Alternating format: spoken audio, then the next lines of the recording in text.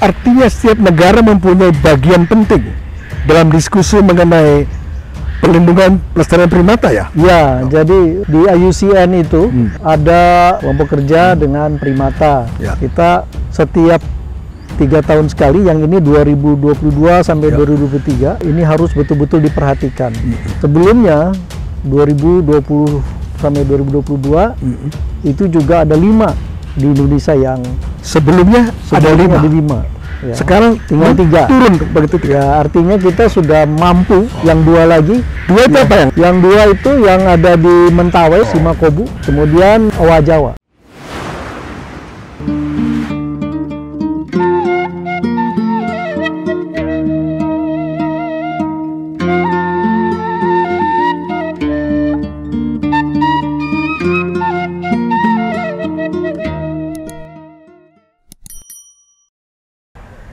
Bismillahirrahmanirrahim.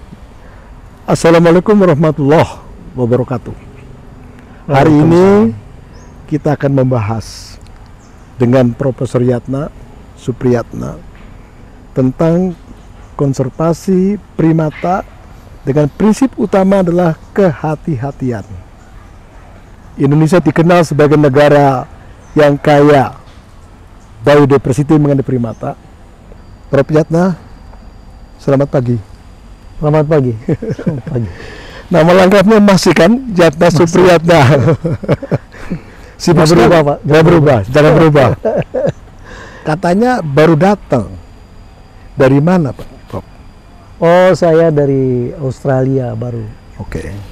Tapi sebelumnya saya dari Sarawak, menghadiri International Primatology Society. Kemudian saya ke Sabah, mengikuti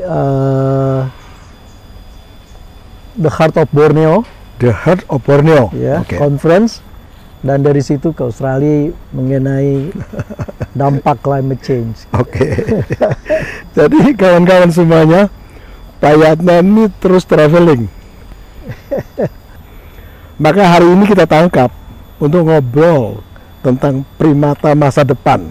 Prof. Yatna, benarkah Indonesia menjadi primadona primata? Iya, Pak. Jadi jumlah primata di dunia itu sekitar 479 spesies. Kemudian nomor 1 yang terbanyak itu Brazil, sekitar 116 spesies. Nomor 2 adalah Madagaskar, ada 98. Dan nomor 3 Indonesia, sekitar 63 spesies. Tetapi kalau kita lihat kancah dunia ini, kita penting sekali ya posisi Indonesia. Ya, karena Brazil itu hanya 2 family saja. Sedangkan Madagaskar juga hanya 2 family saja.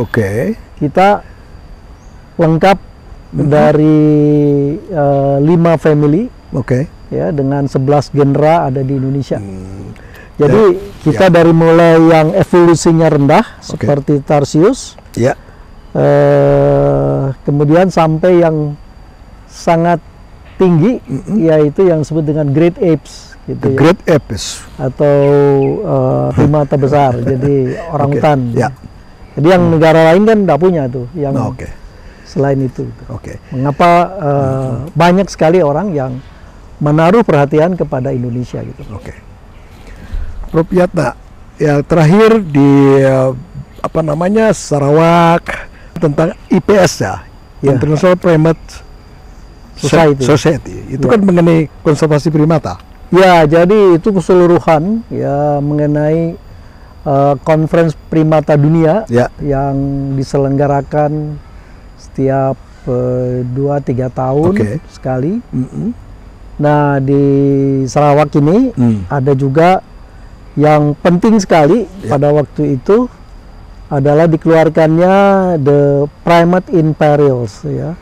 Primate in Perils. Ya, jadi ada di sini ada 25 spesies yang kemungkinan akan punah.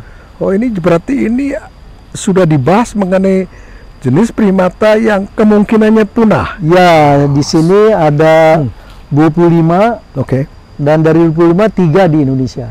Yang diancam punah besar ya. Apa saja itu ya Indonesia? Yang pertama tentu yang paling kecil itu Tarsius yang ada di pulau di Manado Utara. Manado Utara. Jadi yang di Sangihe, Pak. Itu Sangihe. Ya, Pulau Sangihe di Pulau Sangihe. Yes. Jadi karena Tarsiusnya itu di pulau kecil gitu ya. Oh. Dan pulau itu adalah gold mines ya. Oh, Jadi, pertambangan emas yang sangat besar. Oke. Jadi memang sangat kemungkinan punah itu cepat gitu ya, karena tentu perambahannya akan sangat besar. Lebih besar. Ya. Oke. Yang kedua itu adalah yang ada di Jawa ya, Javan Slow Loris. Japan Slow Loris. Ya. Oh, itu juga ya. Karena banyak dijual itu ya. Iya, karena itu ya? banyak diperjualbelikan ya. Oh. Kukang ya. Kukang Jawa. Jadi Kukang Jawa ya, kemudian di Sangihe atau Tarsius di Pulau Sangihe. Dan yang ketiga orang utan yang ada di Batang Toru, namanya orang utan Tapanuli. Itu spesifik khas Karena di antara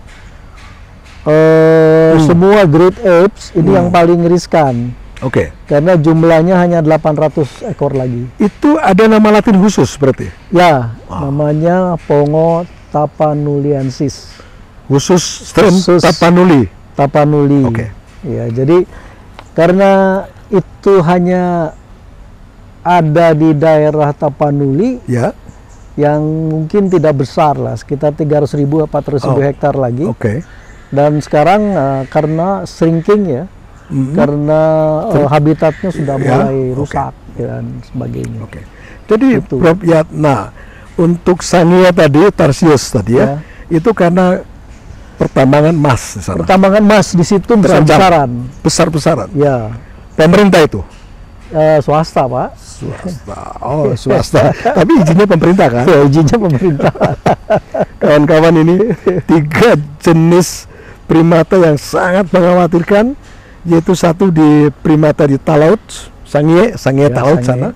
Kemudian yang kedua adalah primata yang ada loris ya, yang biasa di Jawa. Dan yang ketiga adalah kera besar, yaitu orang utan Tapanuli, strain Tapanuli. Ya. Nah, strain Tapanuli juga terancam ya? Terancam ya, jadi masuk kategori critical endangered species. Karena di situ kan pembangunannya bukan main ya, karena ada dam, kemudian di situ juga ada pengembangan kelapa sawit ya, dan juga yang lain-lain ya. Jadi banyak sekali yang pressure-nya tinggi sekali di situ. Kalau Slow Loris, pressure-nya apa? Slow Loris ini perdagangan. Jadi tiga ini berbeda-beda.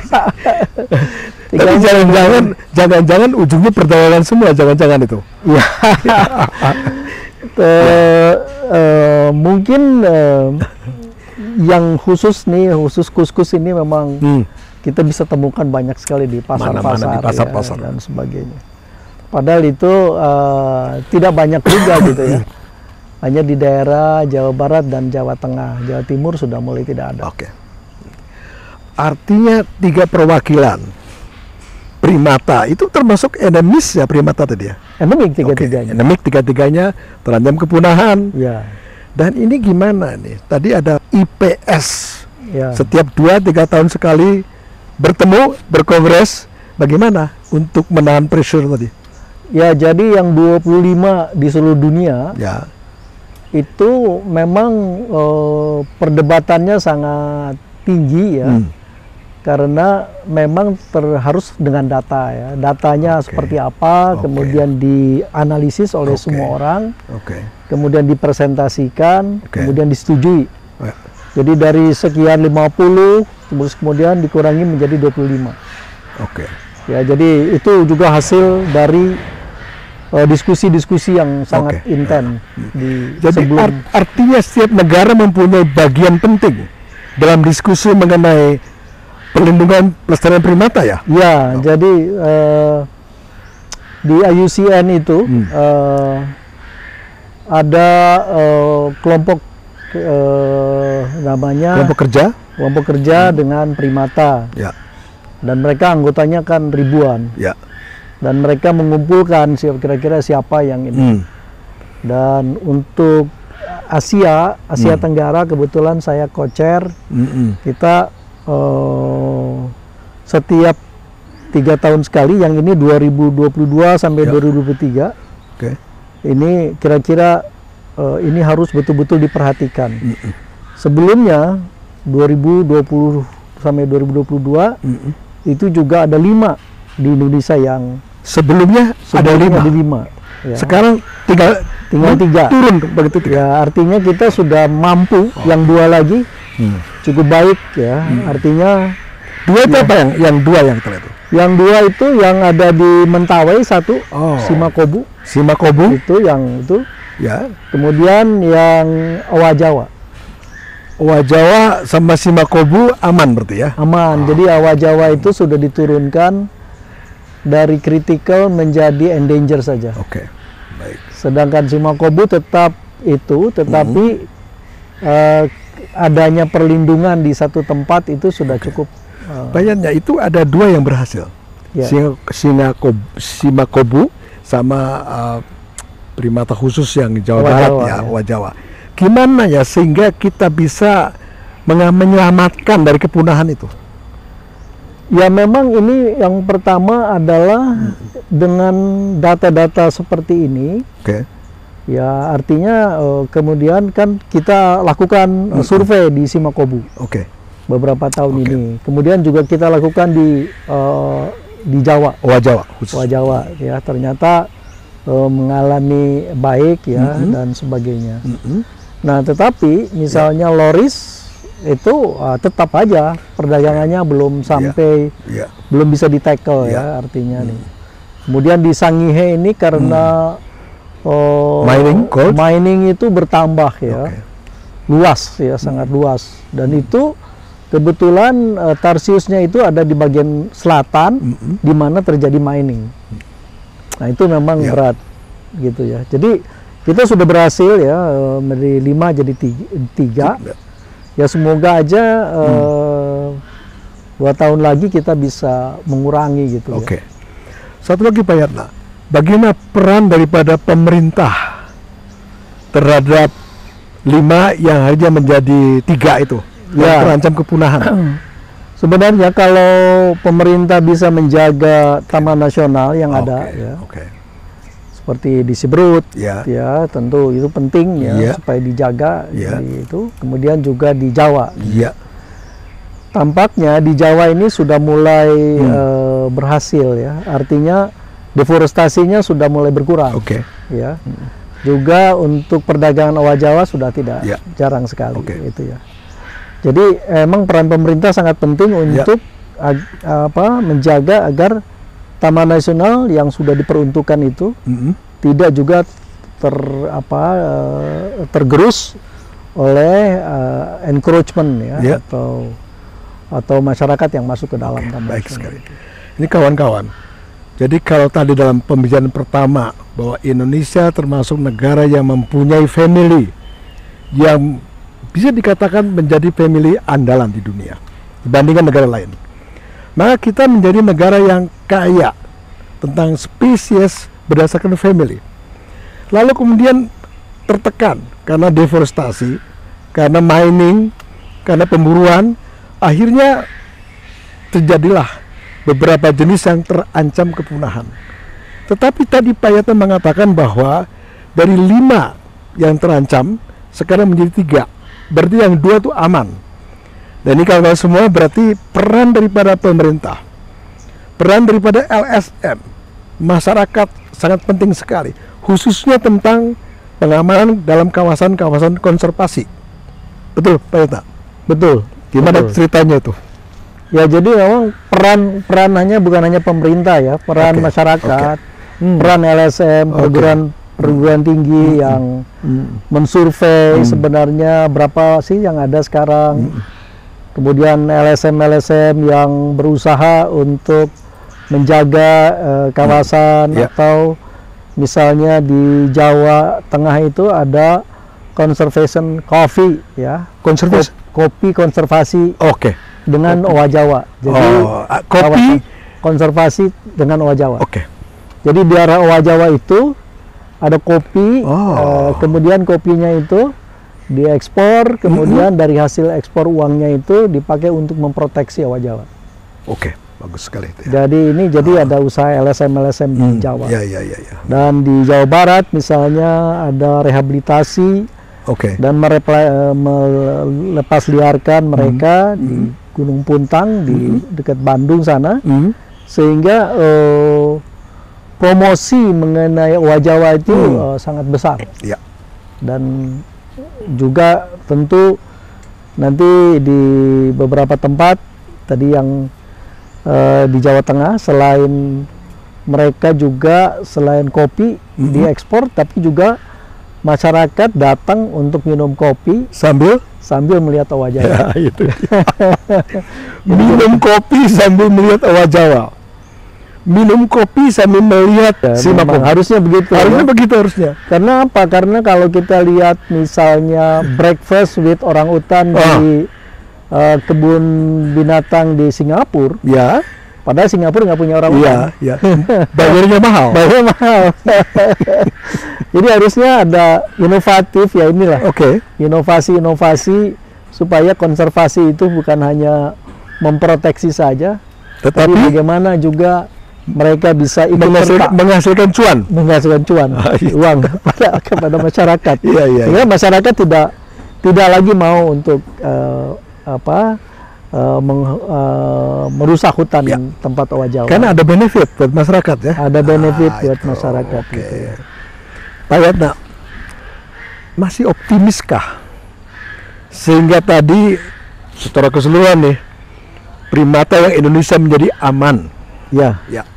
Ya, saya begini, saya melihat bahwa peran yang harus didorong itu adalah peran masyarakat. Baik. Misalnya di Batang Toru, orangutan Batang Toru, orangutan Tapanuli. Ya. Di sana dulu orangutan itu mengambil durian masyarakat. Ya. Jadi menjadi musuh orangutan itu. Dimusuhi masyarakat. Musuh masyarakat. Karena mengambil durian. Ya kan. Karena dia dari hutannya dekat sekali dengan kebunnya. Nah, kemudian ada inisiatif dari masyarakat LSM, bagaimana mengembangkan wisata orangutan, makan durian. Dikenal sebagai ekoturism. Ya. Melihat orangutan makan durian. Jadi kan susah ya untuk melihat orangutan Tapanuli itu, karena memang jumlahnya sedikit. Nah, pas di situ di daerah Tapanuli Selatan, itu ada orangutan yang memang sering datang ke kebun-kebun masyarakat. Nah, kemudian ya dengan adanya wisata, mereka bayar untuk melihat orangutan, ya biarkan saja duriannya dimakan orangutan. Karena ada kompensasi. Bahwa dengan demikian maka masyarakat terima uangnya dari wisatawan. Bukan dan apa namanya, ada juga semacam rumah-rumah penduduk yang bisa disewakan. Untuk tidur di situ ya. Bisa di situ gitu. Jadi dengan demikian karena itu jauh dari Medan, jadi mereka pasti nginap atau jauh dari daerah Samosir, sehingga dia harus nginap di situ. Sehingga homestay tumbuh dan sebagainya. Ini berkat gitulah. Jadi memang harus dikembangkan agar masyarakat berpartisipasi dalam konservasi. Baik, Pak Prof. Kawan-kawan semua nih, Pak Yatna, kita berada pada lingkungan dunia penelitian dan pendidikan. Kita berada pada satu lingkungan yang disebut dengan Pusat Penelitian Primata, dan di sini ada program S2, program S3. Di sini ini bagus sekali. Dan saya pikir ini sesuatu yang sangat penting untuk mensupport tadi tenaga-tenaga peneliti, manajemen. Tetapi Pak Yatna, peminatnya kurang di sini. Gimana nih caranya? Bagaimana Jadi ini seringkali kita punya primata yang sangat besar ya. Kita belum banyak tahu. Ya. Belum banyak tahu ya? Belum banyak tahu. Okay. Dari 63 itu memang sangat sedikit sekali yang kita tahu. Ya. Oleh karena itu kita memerlukan kampanye, promosi dan juga pendidikan, ya, master dan doktor yang spesialisasi mengenai itu. Ya. Dan menurut saya ini pekerjaan ini bisa menjadi independent researcher.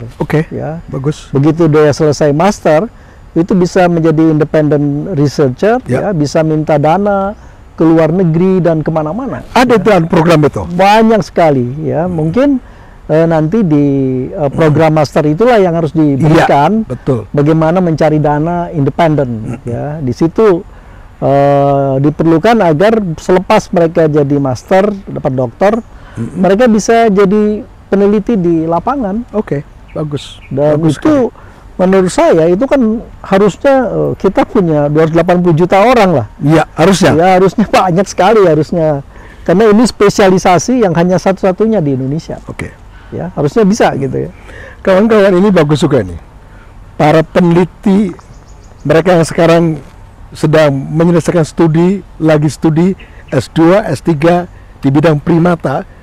Maka tadi ada penjelasan dari Profesor Yatna Supriyatna, kita bisa melakukan studi lanjutan untuk bagaimana melindungi melestarikan primata, gitu ya, ya. Bahkan sekarang kalau kita lihat misalnya USAID ada khusus funding untuk riset primata. Ya.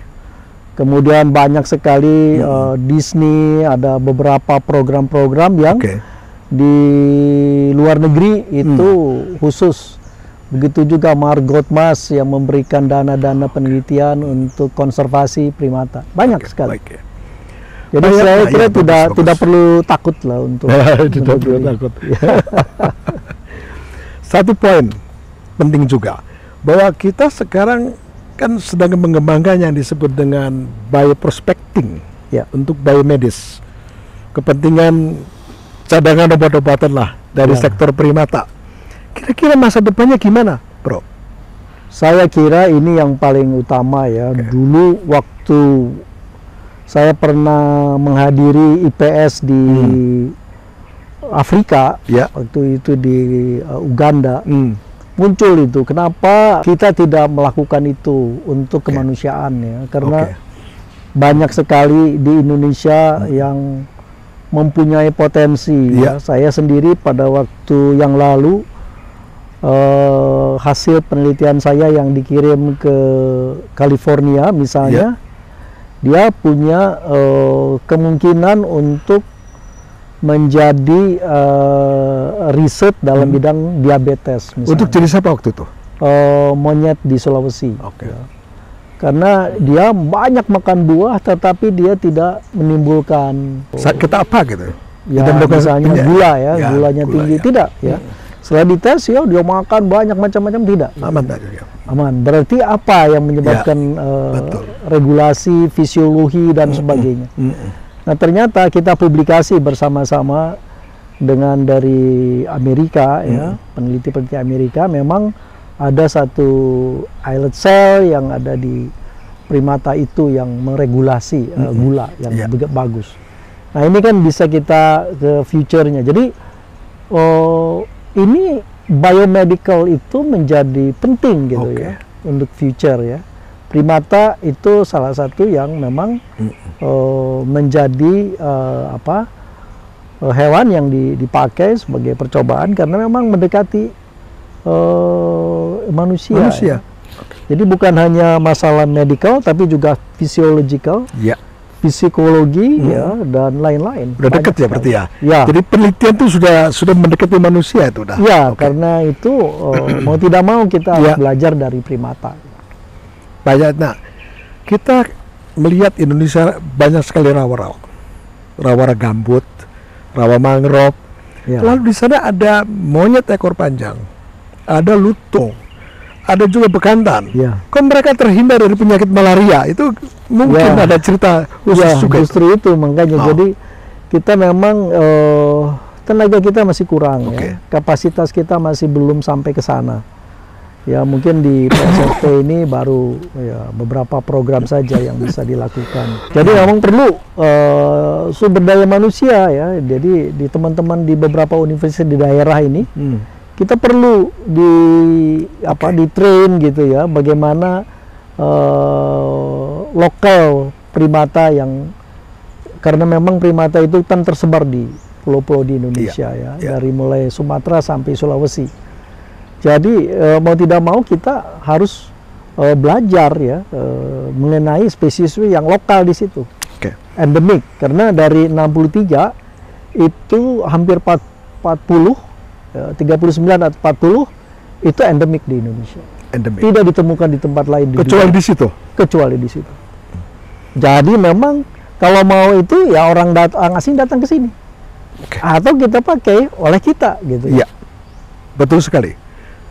Kami sangat setuju tuh. Ya. Pokoknya kita harus memperkuat kapasitas internal Indonesia. Ya. Kan sekarang banyak sekali orang asing datang ke sini. Sebenarnya harusnya kita yang harus kita tahu ya. Baik. Copyright kita nanti, kemudian paten kita dan sebagainya. Kita harus betul-betul perjuangkan itu, Pak Prof. Ya. Pak Yatna, itu bagaimana sih kondisi, kan kita harus juga kerjasama ya antara KL, kementerian dan lembaga. Jadi artinya kebanyakan spesies itu ada di bawah naungan Kementerian Lingkungan Hidup dan Kehutanan. Padahal penggunanya itu macam-macam di sana. Ya. Gimana tuh, Pak Yatna? Kalau menurut saya ya harus terbuka ya, karena ini spesies yang betul kalau tidak dilakukan riset yang baik ya, takutnya kita punah, kemudian kita tidak ada kesempatan. Ya, oleh karena itu betul-betul sebelum mereka punah, sebelum ini kita harus betul-betul melakukan riset ya. Nanti Kementerian LHK ya tentu harus berbesar hati, kemudian BRIN, kemudian universitas dan sebagainya. Ya kita harus mulai ya, harus menggalakkan ya, karena kita sejak ada IPS di Bali, itu kita tahun berapa tuh? Tahun 1994. Jadi itu sudah berapa 30 tahun yang lalu. Jadi masanya kita harus undang lagi IPS ke Indonesia, kita galakkan, promosikan dan sebagainya. Rasanya di PPSP IPB ini, Pusat Penelitian Primata IPB ini harus menjadi lead ya, mendorong supaya promosi primata itu dilakukan. Kawan-kawan, ini jelas sekali arah kita adalah bahwasanya bukan hanya primata harus terlindungi, terlestarikan, tetapi primata juga bagaimana harus mendapatkan pundi-pundi keuangan supaya kita bisa mensupport kegiatan riset yang sangat penting sekali. Pak Yatna, apakah ada bantuan dari kaum wirausaha? Nah ini yang masih belum ya, tapi sebagian sekarang sudah menyadari bahwa pariwisata misalnya, ya ada beberapa orang yang melihat hotelnya ada di situ, di situ ada primata. Bagaimana caranya supaya primata itu bagian dari ini ya. Nah, itu. Kemudian ada jadi Pemda ada juga yang merasa wah ini aset mereka. Ya. Misalnya orangutan Tapanuli ya. Tentu pemerintah daerah Sumatera Utara melihat aset untuk pengembangan wisata agar mereka juga konservasinya jalan dan sebagainya. Ada beberapa di Sulawesi ya, misalnya Tarsius ya, banyak sekali dikunjungi orang di Sulawesi Utara itu. Mereka sudah ingin mengembangkan wisata di daerah situ, tapi juga riset dan sebagainya. Jadi ada, sudah mulai ada. Jadi berarti di samping juga para entrepreneur pengusaha, juga peranan pemerintah.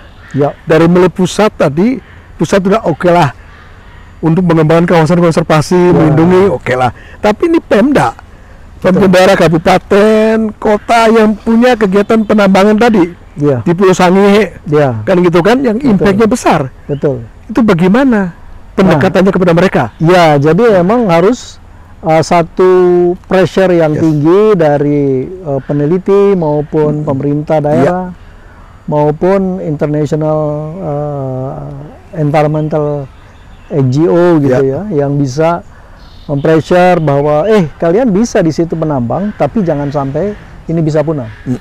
Ya, jadi misalnya buatlah koridor di antara hutan-hutan itu. Jadi bukan berarti stop penambangan, bukan ya? Tidak. Bagaimana working together? Working together ya. Jadi ya sekarang dalam rangka sustainable development kan katanya no one left behind. Tidak boleh ada satupun yang tertinggal. Ya. Pembangunan tetap, tetapi lingkungan juga tetap, sosial tetap, ekonomi harus tetap, gitu ya. Jadi 3 pillars dalam SDG itu harus tetap berjalan. Kalau begitu mesti ada bisnis percepatan ya. Kalau seperti ini aja ini, ketinggalan. Jadi mestinya ada percepatan paling tidak 3 dimensi. Betul. Dari segi keputusan kebijakan government, pemerintah, pusat dan daerah. Kemudian bagaimana peran perguruan tinggi untuk mengembangkan research dan pendidikan. Dan 3 para swasta. 3 dulu ya, Pak Yatna ya? Iya. Nah, swasta sebenarnya mereka kan sudah mulai dengan ESG ya. Environmental, Social, and Governance. Jadi mereka yang ini, mereka juga sudah banyakkan yang besar-besar ingin supaya footprintnya, emisinya kecil. Ya. Nah dengan demikian, kalau misalnya mau kecil ya hutannya harus dijaga. Harus aman, dijaga aman. Iya, jadi mereka bisa bergerak di situ, tetapi hutannya harus dijaga aman. Karena nanti kalau sewaktu nanti mereka diboikot, gara-gara menghancurkan keanekaragaman spesies, maka tentu kerugian juga. Semuanya rugi. Semuanya rugi. Tidak ada win-win solution, tapi yang ada saling merusak, gitu, saling membebani. Gitu. Jadi Pak Yatna, keberlanjutan merupakan pintu yang paling bagus untuk mencegah terjadinya pressure terhadap biodiversity ya? Iya. Jadi memang dulu kita selalu fight bahwa ini harus begini, tetapi kita harus sekarang ya harus kerjasama ya dengan perusahaan itu, bahwa mereka ya bolehlah, tetapi mereka juga punya tanggung jawab sosial, tanggung jawab environment, ya, agar mereka oleh karena itu di pressure oleh ahli-ahli yang lulusan IPB PSSP ini, supaya mereka juga sadar akan lingkungan gitu. Mereka akan betul-betul memperhatikan lingkungan. Prof Yatna tadi sangat optimis. Saya lihat the potensi ya. Bukan hanya primatanya, tetapi demand juga, kebutuhan manusia untuk sehat, SDGs dan sebagainya. Nah kita perlu sekali untuk melestarikan primata, tapi mengembangkan percepatan daripada manajemen, kira-kira gitu Pak Yatna. Betul. Ya. Setuju. Jadi manajemen yang lebih proaktif dan efektif, efisien, yang betul-betul sangat pada evidence base, ya, pada bukti yang ada di lapangan. Jadi jangan kemudian itu di cook atau dapurnya dari pusat gitu. Oh kalau manajemen ini seperti ini aturannya. Itu harus betul-betul berdasarkan evidence base di lapangan. Gitu. Pak Yatna, Pak Yatna orang yang berkecimpung terus dalam bidang primata. Saya ingin mendapatkan ceritanya gimana sih sampai tersesat di primata ini. Saya dulu Pak Hadi waktu mahasiswa betul-betul di tahun berapa itu? Tahun 75. Itu dicemplungkan di Tanjung Puting, tempat Birute saat itu? Birute ya, tempat Birute, Galdikas di Tanjung Puting Taman Nasional untuk meneliti primata. bersama beliau. Orangutan dan leaf monkeys, oa dan teman-teman di situ. Jadi kita diekspos selama 6 bulan untuk studi primata gitu ya, diajari dan sebagainya, metodenya. Dan di lapangan itu? Di lapangan, ya. Jadi 6 bulan, kemudian ditambah lagi 3 bulan. Jadi memang akhirnya jadi senang di lapangan, gitu ya. Nah setelah itu kan penelitian doktor saya juga di Sulawesi selama 2 tahun mengenai monyet Sulawesi. Ya, terus setelah itu ya mulai di Sumatera banyak risetnya. Saya juga kerja di beberapa tempat ya. Selain departemen juga ada kerja di Conservation International, ada di beberapa riset institute gitu ya. Ya juga tentu mendorong mahasiswa di Andalas, di beberapa universitas di luar Jawa gitu ya, yang mereka ingin sekali penelitian mengenai primata. Jadi mohon maaf nih, umurnya udah berapa sekarang? Sekarang 72.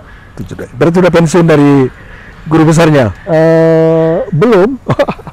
Diperpanjang. Guru besarnya. Jadi istilahnya guru besar NIDK, Pak. Iya, NIDK. Baik, Pak Yanta, terima kasih sekali nih. Sama-sama. Mungkin sebagai bagian terakhir, kami memohonkan ada semacam bagaimana dorongan, dukungan kepada bangsa ini agar supaya primata bisa lestari, dan primata bisa dapat cuan. Ya, jadi kita ini sangat berharga sekali ya, kita mau dikaruniai ya oleh Tuhan Yang Maha Esa itu di Asia ini yang terlengkap. Ya. Terlengkap di Asia. Di Asia, karena satu lagi di Brazil, satu lagi di Afrika. Di Asia ini yang paling lengkap. Ya. Jadi mata tertuju ke sini dong, Pak. Semua orang tuju ke Indonesia ya, karena kita punya 63 dan bukan saja keilmuannya yang mereka inginkan, karena memang letak geografi kita, tapi juga karena memang kekhasannya, keendemikannya, ya di pulau-pulau yang kecil-kecil. Mereka-mereka yang sangat riskan, ya, berbeda dengan di Afrika, di mana mereka luas, di Amerika Selatan sangat luas. Primata di Indonesia itu ada di pulau-pulau kecil. Jawa juga termasuk pulau yang besar, tetapi penduduknya banyak, jadi riskannya tinggi. Sumatera juga begitu, Kalimantan. Apalagi yang di pulau-pulau, di Mentawai, ya, kemudian di Siberut ya, kemudian di Natuna. Ya, di beberapa pulau kecil. Ini tentu kita perlu banyak orang yang harus riset. Ya. Dan kenapa harus riset? Karena kita akan manfaatnya akan ke depan itu sangat berharga sekali.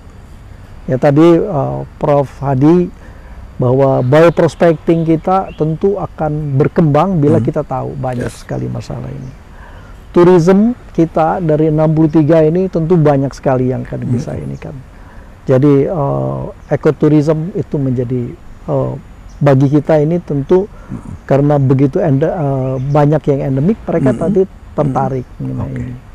Kemudian yang ketiga tentu dari segi primata kita yang tentu mempunyai fungsi ekologi yang belum diketahui banyak. Jadi untuk bagaimana hutan tropis karena supaya lestari. Mereka sebagai mencar biji ya, dan sebagainya yang tentu kita harus tahu. Itu. Saya kira itu. Jadi fungsi ekologi, sosial, ekonomi.